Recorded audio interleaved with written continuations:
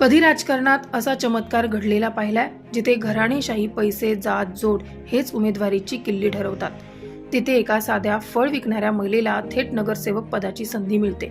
हे ऐकूनच आश्चर्य वाटते ना, पण ही खरी गोष्ट आहे. सध्या राज्यात नगर परिषदेच्या निवडणुका जोरात सुरू आहेत. मोठमोठ्या घरातील 6-6 जण उमेदवारी मिळवण्यासाठी रांग लावत आहेत. पण या गोंधळात एक फोटो, एक नाव सगळ्यांचं लक्ष वेधून घेतं. भाग्यश्री जगताप. सकाळी हातगाड्यावर फळ विक्री आणि संध्याकाळी घराघरात जाऊन प्रचार.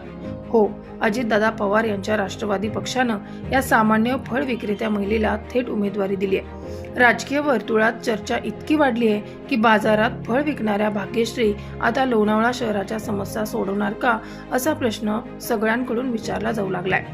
भाग्यश्रींचा दिनक्रमही बदललाय.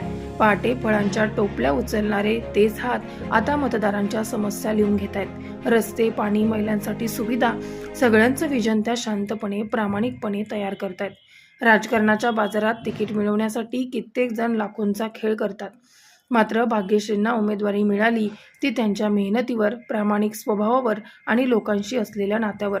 पक्षानं तर विश्वास दाखवलाय, पण आता खरी उत्सुकता एकच: लोणावळ्याचे मतदार भाग्यश्रींसारख्या साध्या पण मनाने मोठ्या उमेदवाराला जनसेवेची खरी संधी देणार का? याबाबत तुम्हाला काय वाटतंय ते कमेंटमध्ये लिहा आणि गोष्ट कशी घडतेला सबस्क्राईब करायला विसरू नका.